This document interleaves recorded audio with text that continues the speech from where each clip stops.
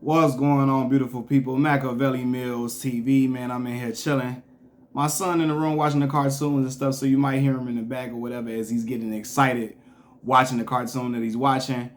But nonetheless, man, I went down a YouTube rabbit hole as I usually do. And so I stumbled upon some Sebastian Telfair interviews. One interview in particular with Queen's Flip, right? And you know, I remember when Sebastian Telfair hit the scene for real. He was on the cover of the magazine with LeBron James or whatever. And I saw this dude with this Lincoln jersey on with the headband and the swagger. You know what I'm saying? He had a swagger like a New York City point guard for sure. I'm from Chicago. But you know when you're looking at a New York City point guard, they're going to have a crazy handle, got the swag, got the crazy passes, the no-look passes, all the flashy Magic Johnson type passes. They're going to be quick, so on and so forth, whatever. And he had all those characteristics. You know, and I remember the hoopla around that brother, man. The brother on the cover of Sports Illustrated. He got drafted. First, he was the all-time leading scorer in New York City history before Lance Stephenson broke that record. I don't know if that record has been broken since. But high school games, he had guys like Steve Stout, Derek Jeter, the captain, El Capitan, and Sean Carter, aka Jigga. Jay-Z was at the games too, right? Jigga even gifted him a Rockefeller chain. That's how crazy Sebastian Telfair's hoopla was. All of the acclaim around that brother, I'm talking about at God tier level, right? And so when he got to the league, he lasted a little over 10 years, which is a long time. Made close to $20 million over the extent of his 10-year career. However, he never became what people thought he was going to become. If you watch a lot of those high school highlight videos, when we saw those, I remember as a little kid watching the videos, it made me want to go run the stairs at the building that I lived in. I wanted to go run on the beach like he was doing. I wanted to carry the ball with me every single way I went. I wanted to go. Me and my homie Kiefer Sykes, and you know my boy Kiefer had a stint with the Indiana Pacers last year, right? Kiefer had an illustrious overseas career, but he got to the league last year, right? He has his own documentary on Amazon Prime called Chi-Town. Check out my boy Kiefer Sykes' documentary Chi-Town. But nonetheless, me and Kiefer would watch that documentary religiously and then go to the park and go hoop all the time. I was nowhere near as good as Kiefer, but I just wanted to. Watching Sebastian Telfair's story inspired me to hoop.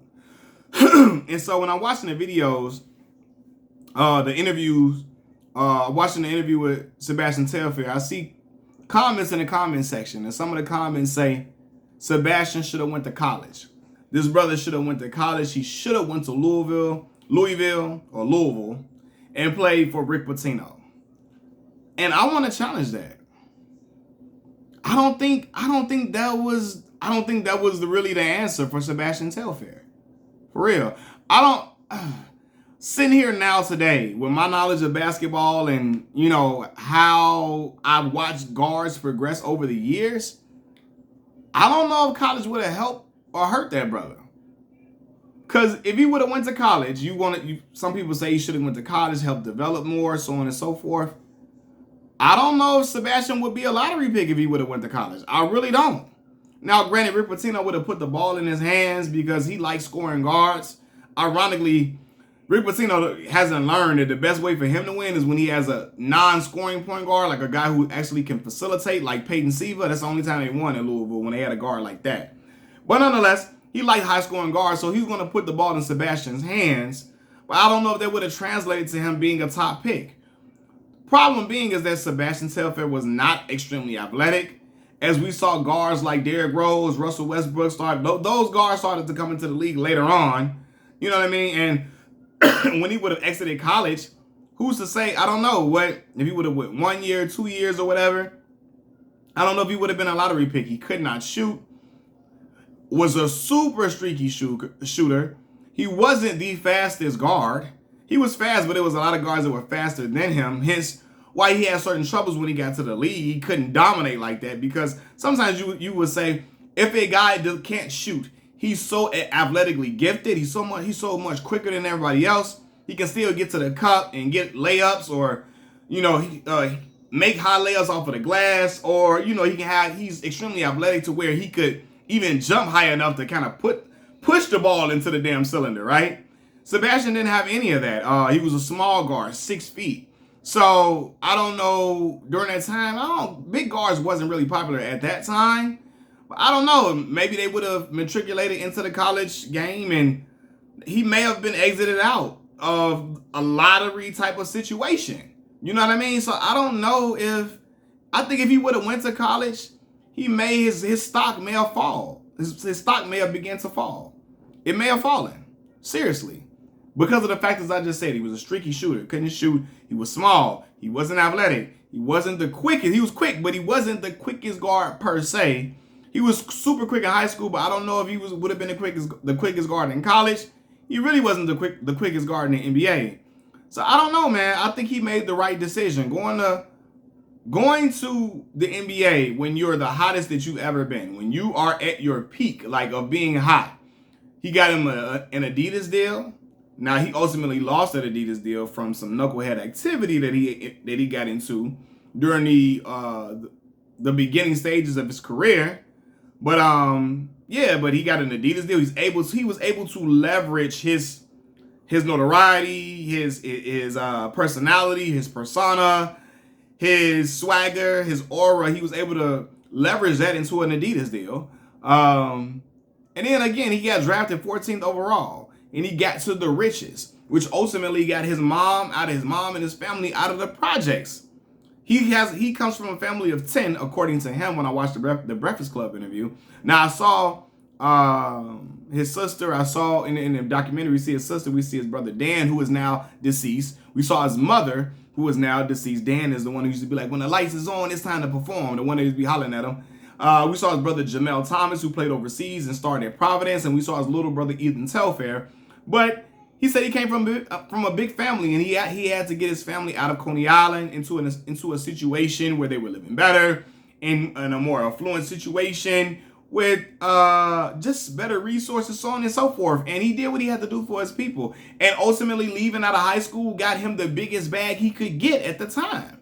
You know what I mean? And I can never fault a brother for doing it. He did what he had to do. And I think that was ultimately, hey, go ahead and get that bread while you can. Some people, man, going to college does not help everybody. Sometimes going to college can help you showcase your ability and help up your game or increase your arsenal in certain ways. But sometimes people might start to notice chinks in your armor when you're playing against other guys who are more seasoned than you in college, or who are just as quick, who are even more athletic, who are bigger than you, so on and so forth. You may start to get exposed in certain ways where a bag may not be there for you to take.